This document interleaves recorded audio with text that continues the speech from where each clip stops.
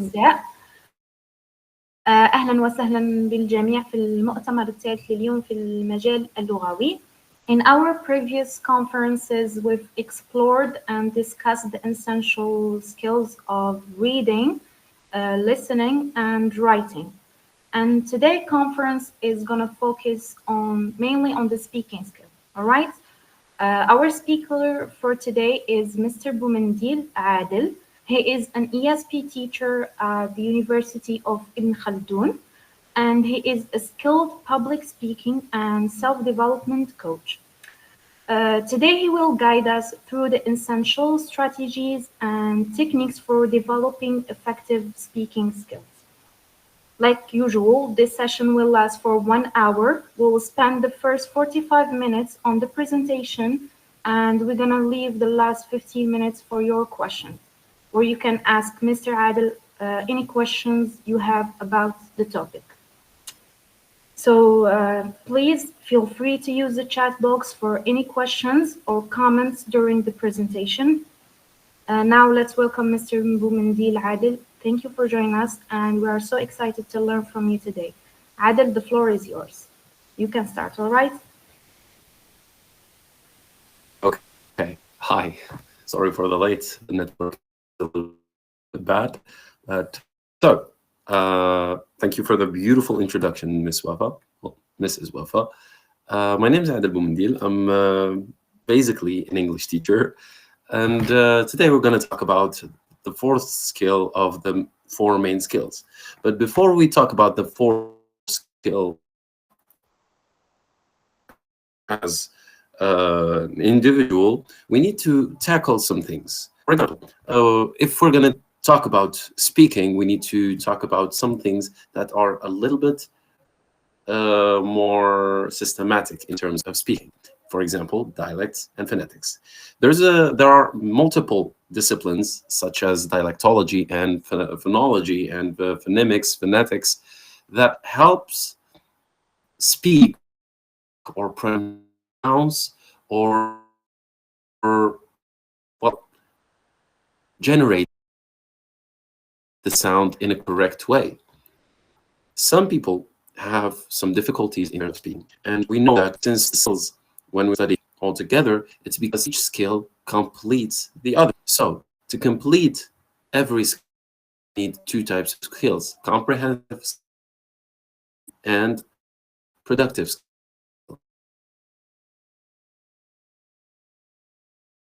And we have the productive skills as speaking and writing. When it comes generally, yes? Adil, I guess I'm sorry. We can't hear you. Okay, how about now? I think it's the network. Yes, I guess. Hello? Okay. Yes, Brilliant. now we can hear. So, go ahead. When it comes to speaking, we need to focus on ideas. We need to focus. Now, if we speak about our mother tongue, Darja, for example, do we speak or do we think about the grammar or the vocabulary before we speak? Or do we just speak out those words or those ideas? Generally, we speak out those ideas unless we are acquiring the language for example. Now, after we jump to the linguistic context and the situational context and the cultural context, in learning any language, we need all of these three contexts to map any language. Now, because of our curriculum in schools and high schools and middle schools that focuses mainly on the linguistic context, there's a lack of situational context and cultural context. And this is why we don't know how to say words or to convey ideas the correct way or the right way as the native speakers do. Now, for example, if I give you an example in terms of speaking, there isn't just pronouncing, there's also conveying the idea the correct way, following certain patterns. For example, if we talk about the linguistic context that umbrellas the four skills, It only teaches you about the structure of the language and the systematic way that the language is compounded. However, when it comes to the situational context and the cultural context, they both mainly focus on meaning and the use of. Now, if educational system focuses in terms, of course, mainly on linguistic context, then the practice of the language itself is in some sorts of a lack. Okay. Now, how do we become better speakers or better communicators in terms of English? We have helping factors that some have before us. For example, if those teachers and those professors that taught us, that we admire and see as idols in terms of academic life, they didn't have reached a certain level of English. Now, factors are simply those with English and basically having people to speak with language, of course. Now, when I'm giving any tricks or giving any advices, usually what I start with is I tell my students that they could use a cheat sheet. Now, what is a cheat sheet? A cheat sheet is basically a list of expressions, idioms, sentences that convey a certain idea that we need immediately in terms of situations. For example, if you talk to a native speaker on the internet or online, or you talk to someone who is advanced in terms of the language, you could use this list to press. For instead of learning the language word by word, you can learn it sentence by sentence. Instead of learning how and then learning are and how, then learning doing and then learning you could just learn what the idea of how are you doing means. And in this situation, you will remember this sentence because you will encounter this situation every day.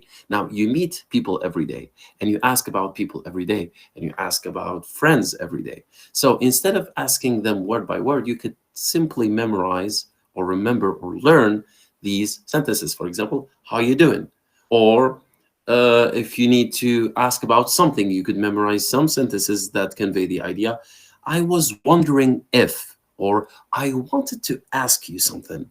Now, when you learn by sentences, it eases up introducing yourself into speaking skill or introducing this speaking skill in yourself. Okay, so here, instead of walking the hallway, you jump steps. Instead of learning words, then sentence. And this way, you program your mind into learning the ideas. Yes? Sorry for interrupting you. Are you still in slide number 1? Oh, no, I'm not in the number 1. I'm number 3, Yes, actually, it's slide not number 3. showing. Yes, can you please try again? Sorry for interrupting you again. Is it working? Say no. It's not working. Now it's working. How Now about it's now? working. Yes, we're on slide 4. Okay. Okay, that's good. I want to ask you something. How about now? Is it working? No. It's all right. Now it's working.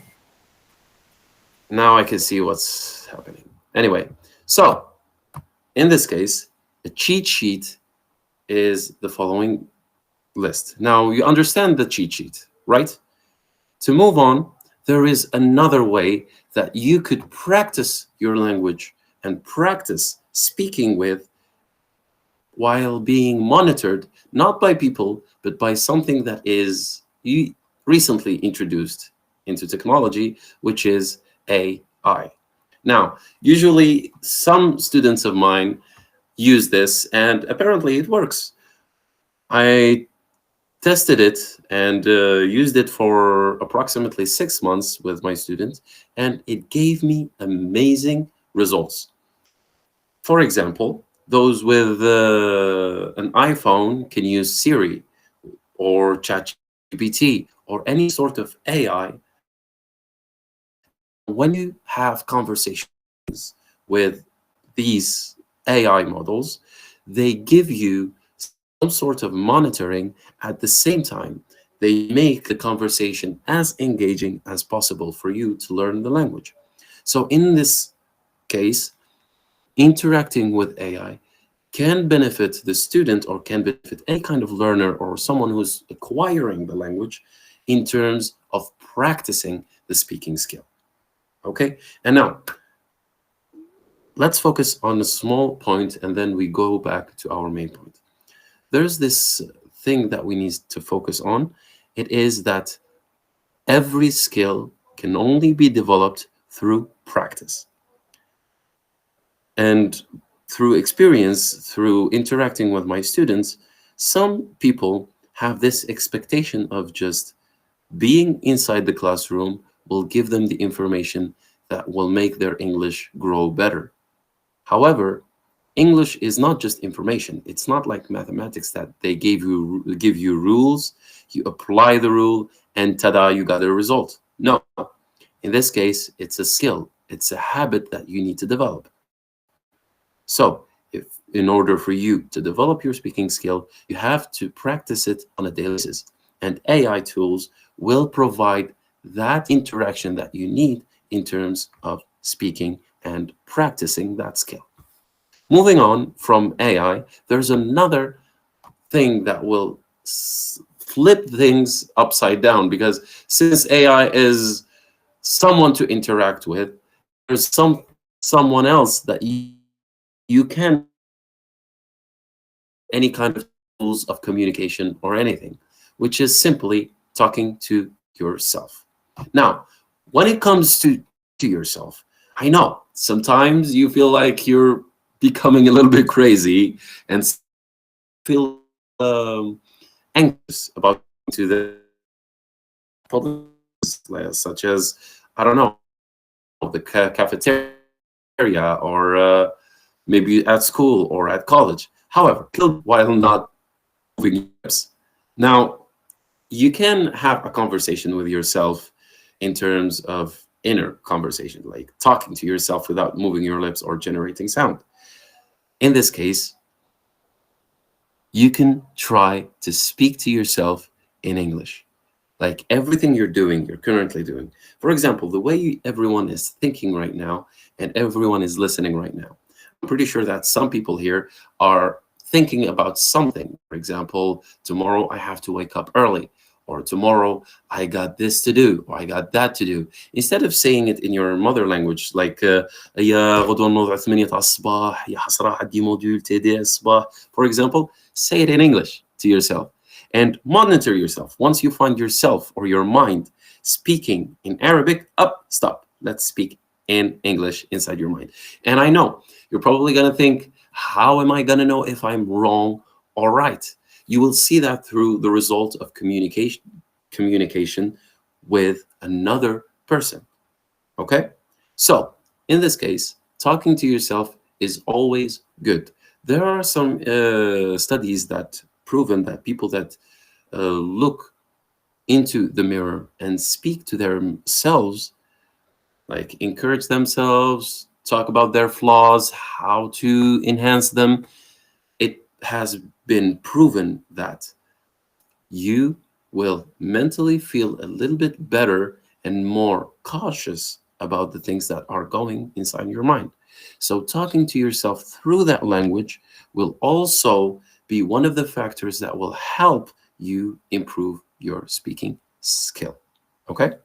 So there is talking to yourself, there is AI, there is speaking to people, interacting with people, and There is this technique that a Russian friend of mine gave me, and it works like a miracle. It is called the imitation technique. Some people do it without even thinking about it, or without being aware that they are doing it. The imitation technique is basically listening to someone say something, you repeat it, but you don't just repeat it, you try to repeat the same sounds and utterances to work on the accent or the pronunciation. At the same time, you can modify the phrases that they say based on the function. For example, I'm pretty sure everyone here has studied English before, and I'm pretty sure everyone here knows about the subject, the verb, and the object. So in this case, you can use it as a tool. In the sentence, we follow a certain pattern. For example, in a normal sentence, present simple, we say subject, verb, object, like I ate an apple. Now, you can modify this sentence and say Adil ate an apple. Adil eats an apple, or Adil eats an orange. You can just change the meaning while preserving the function. And in here, you are offering your mind a lot of options in terms of vocabulary, but in the same context. So whenever you find yourself interacting with that context, you will have all of those ideas, all of those words, vocabulary ready for use. Okay? Other than that, what I emphasize on, and this is one of the most important points of the whole presentation, is that a person needs to think in English. Okay? Thinking in English is the goal, at the same time, the main tool that will improve your English from an average speaker into a master of communication. Thinking in English is also one of the tools that will help you engage and have more opportunities aligned to you in your professional life. The better the communicator that you are, the more chances you will get in terms of professional life, or in terms of work, jobs, academic life, or even personal life. Now, when I say thinking in English, what comes to your mind? Some people think, how would I think in English? It's impossible. And then some people say, I don't know, how am I thinking in English? If we emphasize on this point, I am speaking in English, and you are understanding the ideas directly instead of grabbing or grasping every word, understanding every word for its literary meaning. Now, in this case, you understand that you already have a system inside your mind that translates the words automatically, where you find yourself understanding the ideas directly. In this point, it is crucial for people to practice all four skills at the same time, or at least coordinate between them, in order for them to train their brains or minds in understanding English in an instant. So, in this case, I want you to focus on this. Thinking in English is just like training your body. Whenever you're thinking in English, you do effort, just like you're training your body.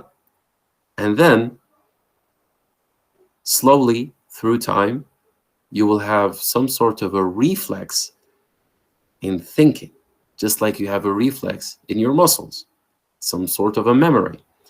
So, everyone that drives, or maybe writes, or maybe does something, a gesture that is super easy to him, I'm pretty sure was very hard to him or her at the beginning. However, through habit, it became a reflex, a memory, something that is automatically operating while you are thinking about different other things. It's the same thing with the mind.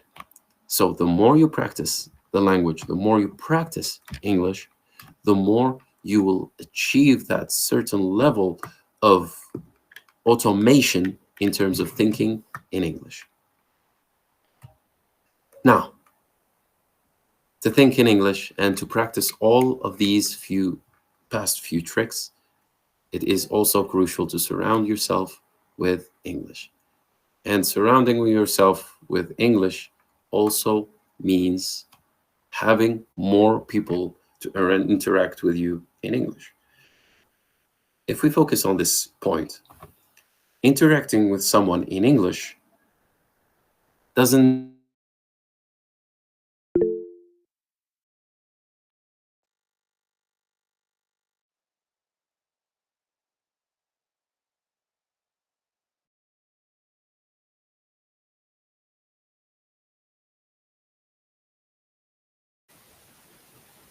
Adel, we can't hear you.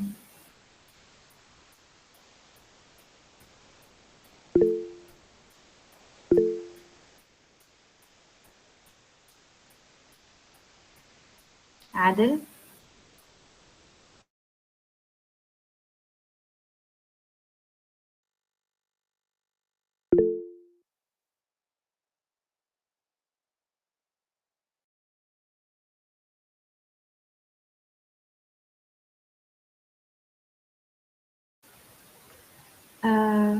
Adel, we can't hear you. I don't know if it's on my PC, the problem is here, or on your PC.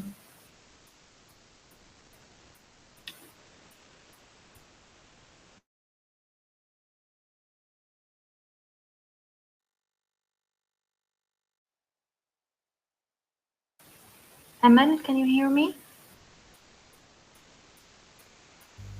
نسمع فيك وفاء. نسمع فيك، نسمعوا فيك.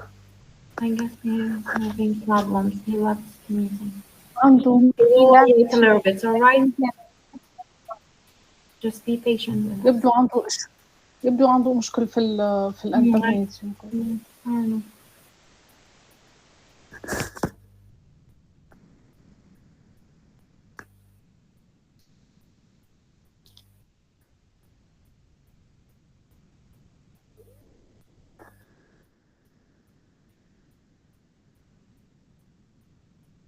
Hi again. Hi, Now I'm sorry, I lost connection. Yeah, it's okay. Take care. Well, I'm not really sure where I lost connection because I kept talking all the time. Can you please share your presentation again? Oh, repeat it all over again, or? No, only the slides. We can see it. Just share it. Okay, but you have to be a little bit more specific. Okay, now we can see. Go ahead. So, yes, you stop here. Surround yourself with English. Yes. So, surround yourself with English. In order for you to practice the language or anything else, you have to surround yourself with it. Some people have a crucial problem with this aspect of practicing the language. They always ask me, I don't know how to practice the language since I have nobody to practice it with. So I say this, and it's very easy. What is the what is the thing that you use the most during your daily life? They take their time. They don't even remember what it is or know what it is. So they say, I don't know, talking to my friends. And I ask them, what is the thing that you use to talk to your friends? And they say, my phone, of course. Okay, there's a beginning. There's a start. You can change your social media, for example, into English. Most people in Algeria use French or Arabic. So changing it into English is introducing it into your social life as your digital version of your actual life. When you change it into English, you will interact with the language a little more efficiently. Okay, now, changing my social media will make me interact with English, but it's not really enough if I want to master my speaking skill. Okay, there you go. You said it yourself. It's not enough. What would you do? And they say, how about communicating with people who already know how to speak English? And I asked them, how would you do that? And they'd be like, Well, there's always social media. There's always, for example, Discord or Hangouts, Google Hangouts. And some people, well, most people go for WhatsApp or Telegram. And I say that's even better. Now you're interacting and doing more effort in making English participate in your communicational skills. Okay, and then they say, after a while, after they improve their English, they come again and they ask me, sir, how can we improve it even more? This isn't enough. And this is where I tell them to change their surroundings. If your surroundings aren't giving you enough, then you simply have to change them. For example, if you're not receiving enough information in your school, you can always contact other schools or teachers from other schools. If, for example, you're not practicing your language enough in schools, there's always clubs, there's always friends. If you have good friends, they would help you continue this kind of effort. They would help you and contribute in that effort by, for example, learning language themselves, learning English, for example, or learning whatever language you're trying to learn. Other than that, I always tell them to speak to those who already taught you, to go to the sole sources that made you interested in the language itself. Because whenever you find yourself interested in something, you will come up with creative ideas or creative ways to simply improve it. Okay?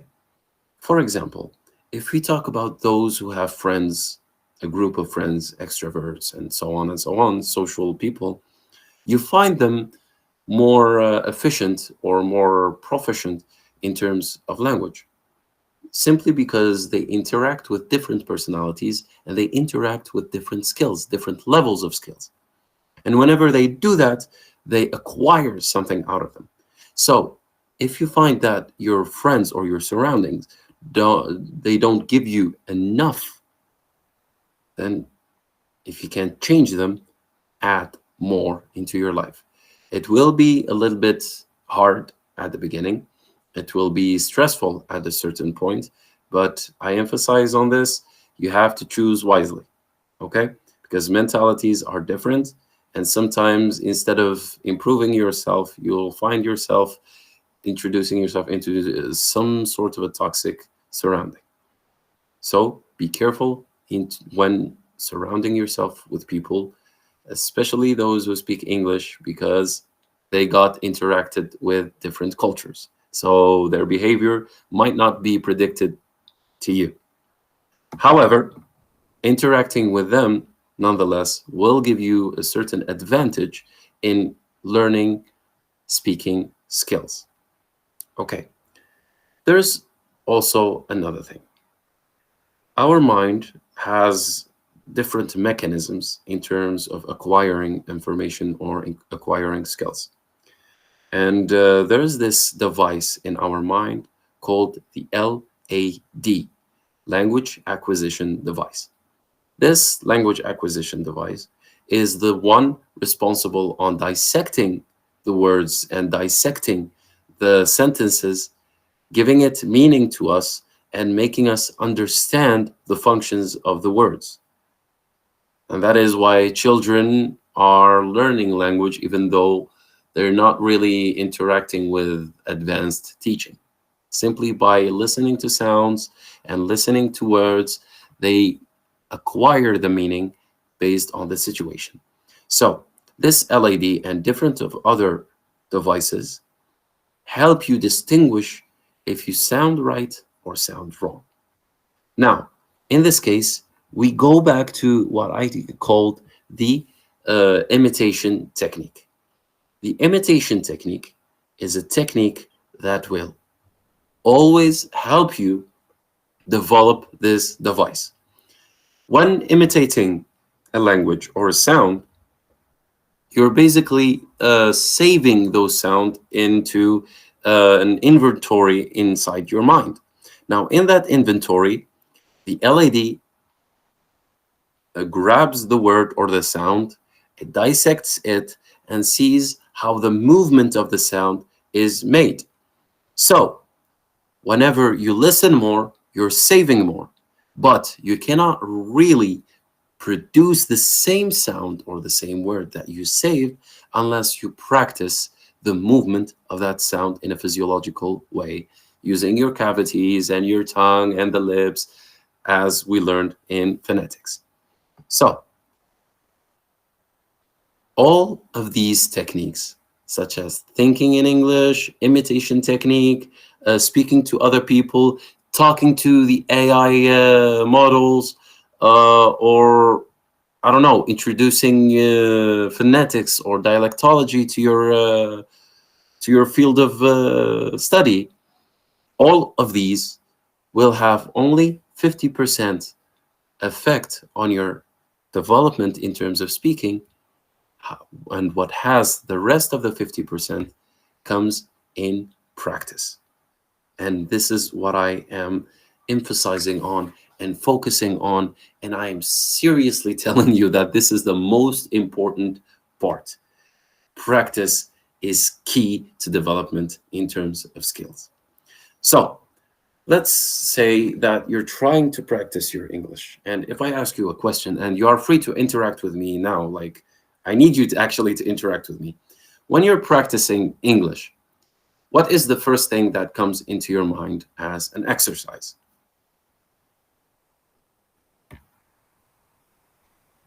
Hello?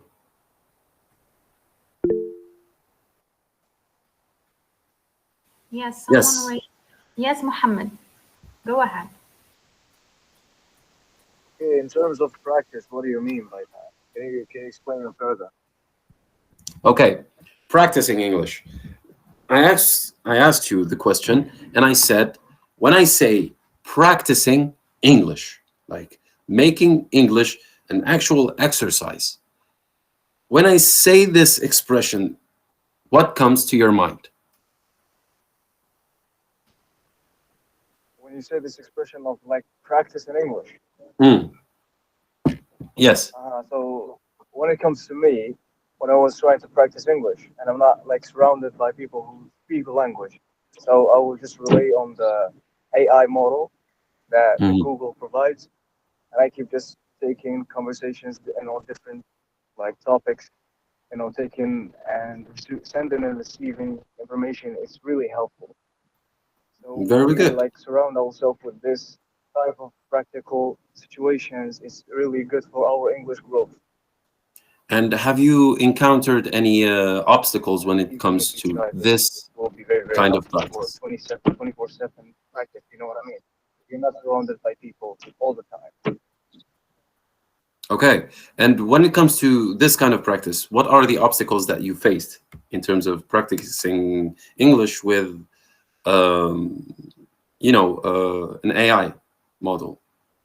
Of course. So there is some type of pronunciation problems. There's some type of grammatical uh, issues. Like for example, when you are doing some mistakes or some when you make a mistake about a grammar in a grammar side, you make a mistake that the AI cannot detect.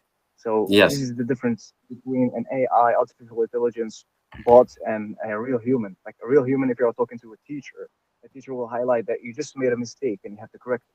But the AI will just correct the mistakes without telling you that you actually made the mistake. There you go. So in this case, we go back to what I said: linguistic context, situational context, and cultural context.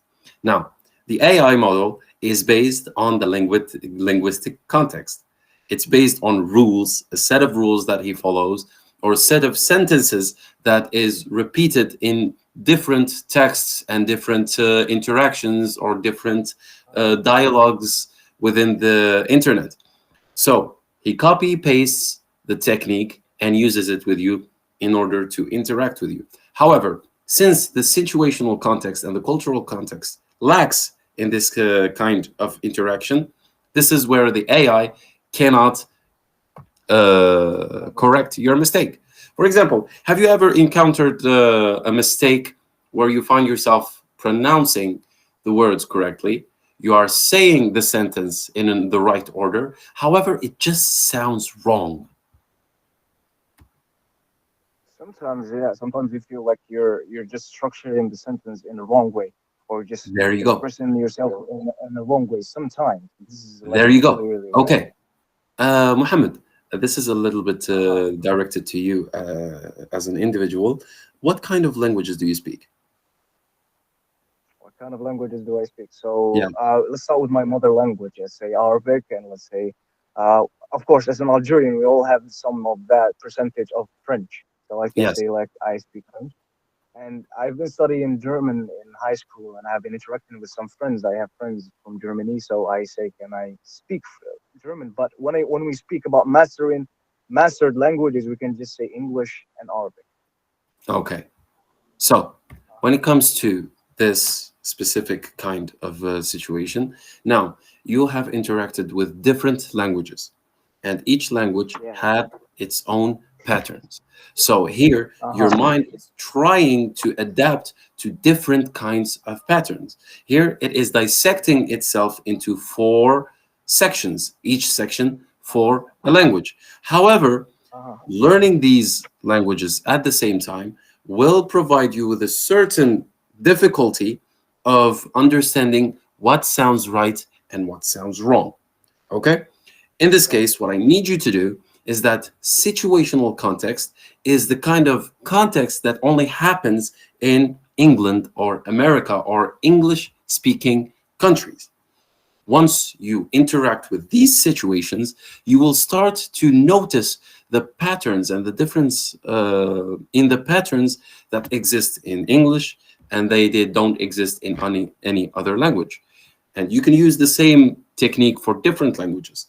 So, in this case, you are getting out of the linguistic context and getting into the situational context. For example, there's this idiom that is used only in England. It says, I'm as happy as a clam. What does that mean to you? Anyone?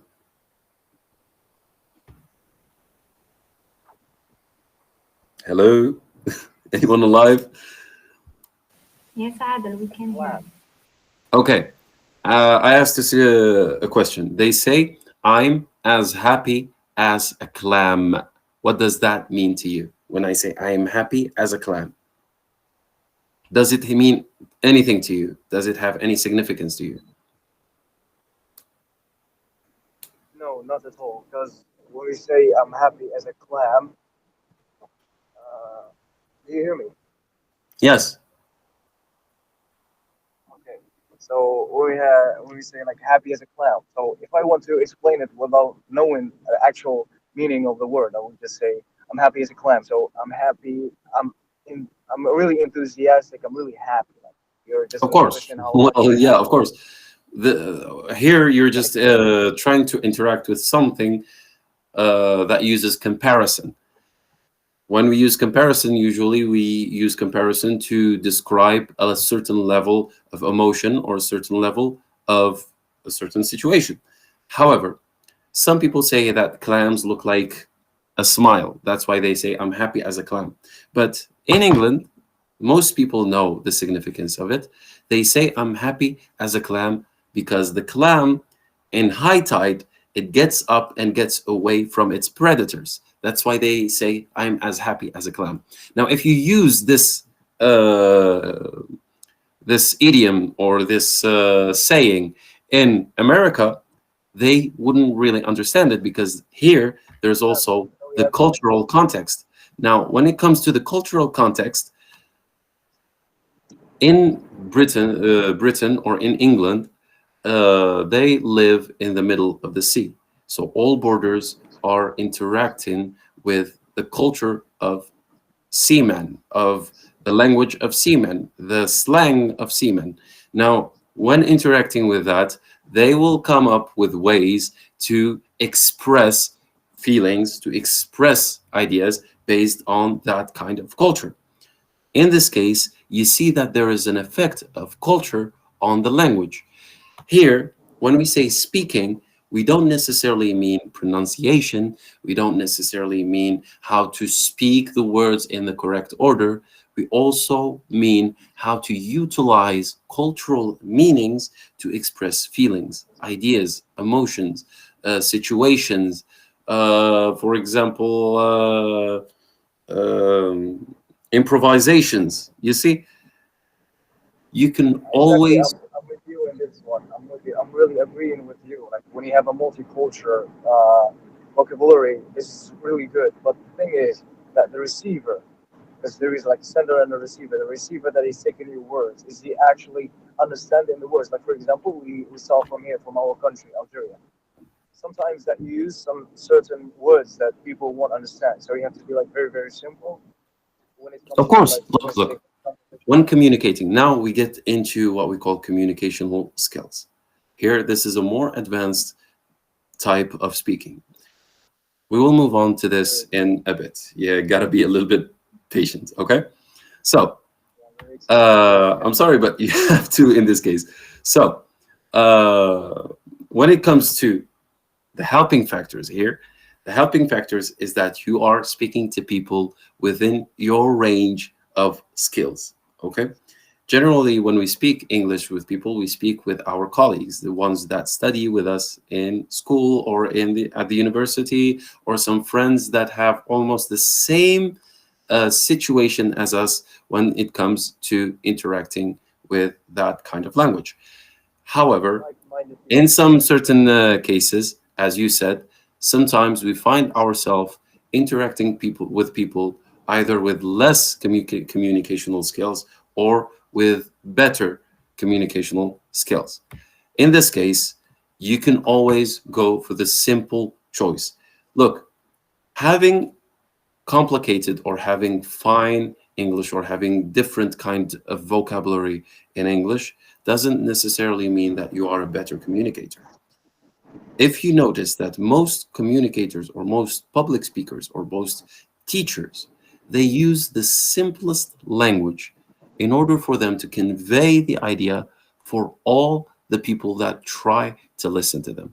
For example, I can say that whenever you find yourself speaking with someone with advanced English, you will feel discombobulated. But I'm sure that out of 12 of people in this channel, maybe 6, maybe 5 people only understood the word discombobulated. So in this case, I would simply say they will feel confused. I will go for the simpler choice. Okay? When you go for the simpler choice, it also doesn't mean that you are holding on or you're holding off from using your language correctly. Okay? In this case, you will always know that your English is getting better in terms of communicating if you go with the simpler choice. Okay? Yeah, I understand. But, you know, the main goal of actually communicating is just sending that idea, and you make sure that the receiver gets the idea and actually implement it. So when you try to like simplify the idea, this is very smart and it will help you. And if the receiver is advanced, as you said, and you can use actual like a different set of words, a different set of vocabulary, and you can just Of say course. words freely, and you know that you rest assured that the receiver is actually understanding the word. So it's actually very smart. Brilliant.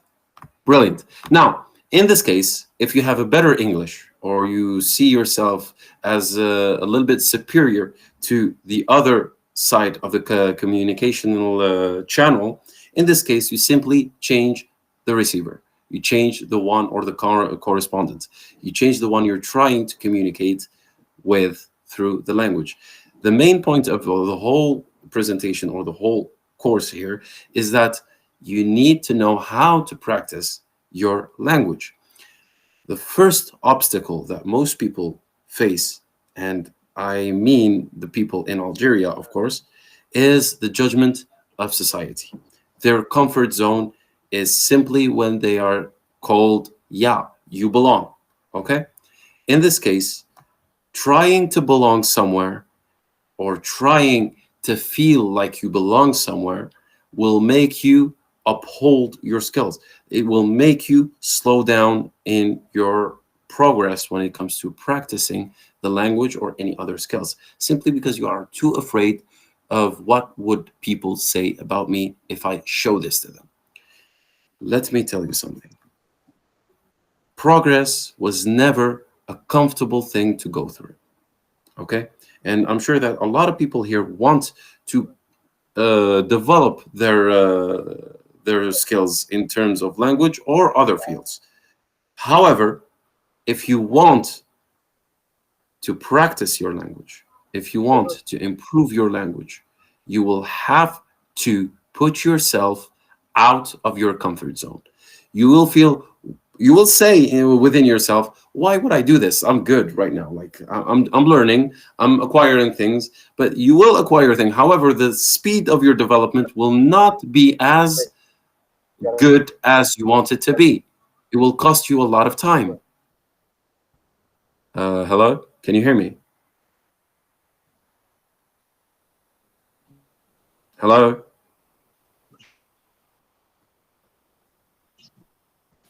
Yes, Adel, we can hear you. Okay. It's because I heard someone is trying to talk and it's cutting up. That's why I thought I was cutting up. Okay, okay. So in this case, AI will provide you with that. However, as you said, AI will not correct your mistakes. So being afraid of doing the mistake, being afraid of being corrected is what poses some sort of obstacle for people to learn the language. For example, I encountered a lot of people, and some of them very close friends of mine. They are good, like they are extremely good in English. And I swear to God, the moment I started interacting with them in English, I was blown. Do you understand? However, I am sure that they could have been better and they could have developed even better if they made themselves go out for the world and explore the chances of interacting with people in English. Okay? If they interacted with people in English, they would have learned faster. And after learning faster, they would have been more sure about their information. Now, since they didn't, they're never sure about the information. Thus, their trust in themselves and their self-confidence is a little bit shaken when they are called wrong. When they tell them that, wait, you're wrong in this, they feel, whoa, wait a minute. Okay, why did I say that? Now I look stupid. You don't. You are here to make mistakes. If you don't mistakes, you will not correct them. If you don't correct them, you will simply not learn. And some tools here like AI will not provide correcting your mistakes. So interacting with human beings and making mistakes in front of them will provide you with two things. It will provide you with accepting that you can make a mistake and it's okay to make it. It will also provide you with the self-confidence that you will always have needed in order to move on in terms of developing your skills. Okay? Now, this includes other skills as well, just like reading, just like writing, just like listening. Okay? However, speaking is more interactive and it needs more attention and more effort. So if you don't put the effort into it, you will not develop. Information is not what you need at this point. It is the practice of your skills. Okay? Now, moving on from all of these, what is summed up in all of this presentation about speaking is that nothing comes easy. Okay? Nothing good comes easy. If it doesn't come at a certain difficulty, it will come with an obstacle or a psychological obstacle or maybe a social obstacle. In our society, we are judged for being mistaken or for making mistakes. I'm sorry, excuse my mistake. For making mistakes. And once we feel judged for that, we feel uncomfortable. So we avoid attempting doing mistakes and that will simply stop our progress. So, as tips that I could give to anyone who is trying to develop their skills, first thing I would give you is that you need to surround yourself with English speakers. You need to surround yourself with healthy friends. So when you practice your English around them, you won't feel judged. And the third thing, you need to surround yourself with English speech. So watch more movies, listen to more podcasts, listen to more English music, and this will provide you with some sort of coping mechanism, like in your ears, that will help your tongue move the right way when trying to speak English using the imitation technique. When it comes to the imitation technique, you have to practice it and give it time. You have to be patient with it. You will try to imitate people and how they speak, and this will provide your tongue with the memory it needs as a muscle to move the way it moves, or the way it is needed to move when needed to move that way. The third thing is that you always interact with the language in terms not just of grammar or the linguistic side. You also need to interact with it as a living being. You need to understand that it has an identity that comes within its culture. It has also a life when it comes to its situations, or the situations we use it in. Okay? And there's the helping factor. Well, each person has different helping factors in their lives. You need to identify those factors and utilize them. Once you do that, it will help you also identify the factors that are considered obstacles, and this will help you also know how to eliminate them.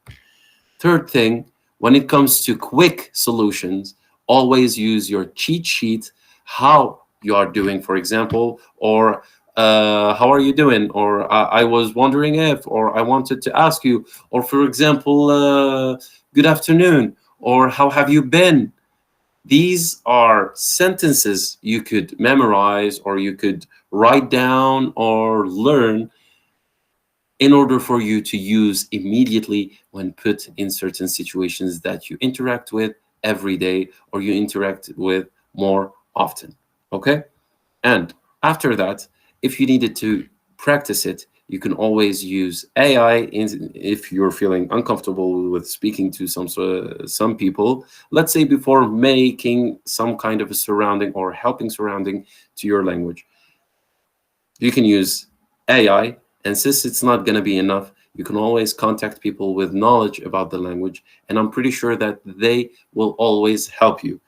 If you can find those people, you can also try to practice the language inside your mind, describe the things that you do, or for example, whatever you're doing. There are a lot of people that play video games, and I find them speaking to those in the other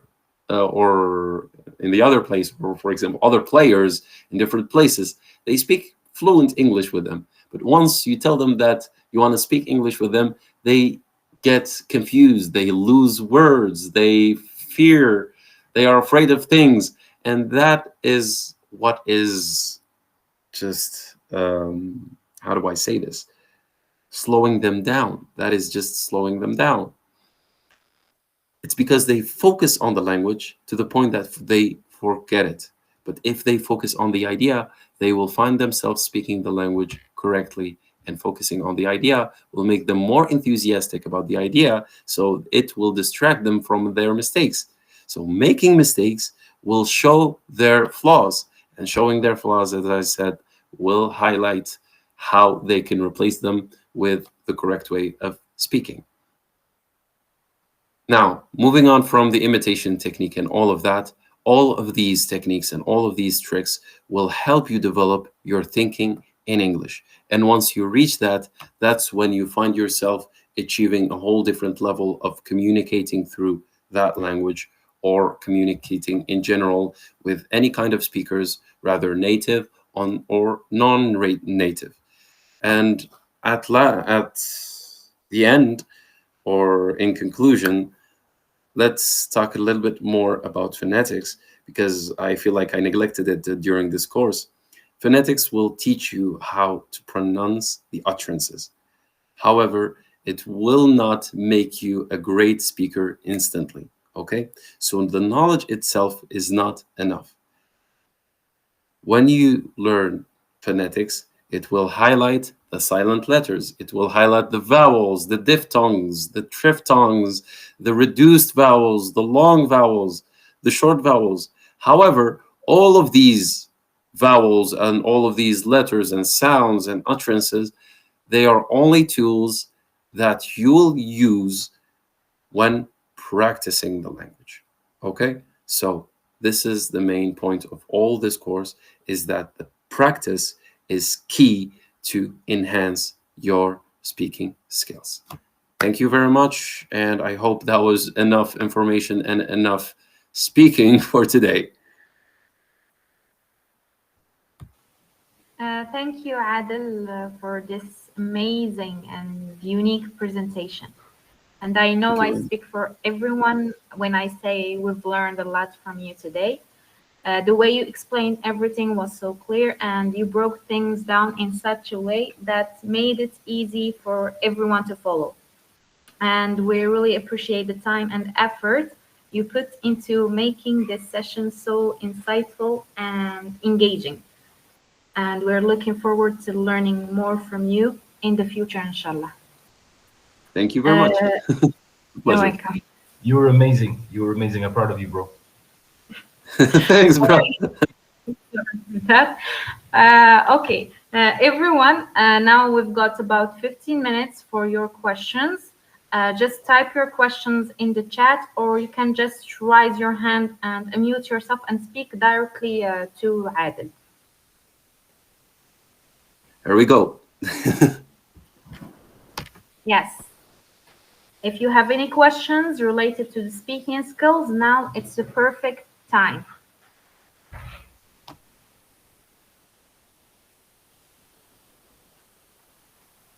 Okay, guys, if you remember in the presentation, I mentioned that if you don't get out of your comfort zone, you will not develop. So this is a first chance for you to get out of the comfort zone. Yes. Do you have any questions?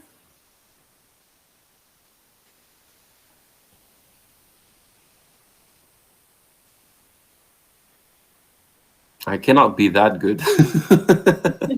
No, you were so good. It was amazing. Any questions, guys? Is everything clear? It was all clear, sir. Thank you, Aisha. Oh. Okay, if you have any question or comments, just drop them in the chat box. Wifaq Ahmed, thank you so much. Okay. You're welcome. It's a pleasure. I'm glad it was clear. All right. So everyone, thank you for being here today. To receive your certificate, as usual, Emel will share the form link in the chat. Emel, can you please share the link? Thank you. You're gonna have 3 questions. Just try to answer them, and you're gonna get your certificate soon, inshallah. All right. That is.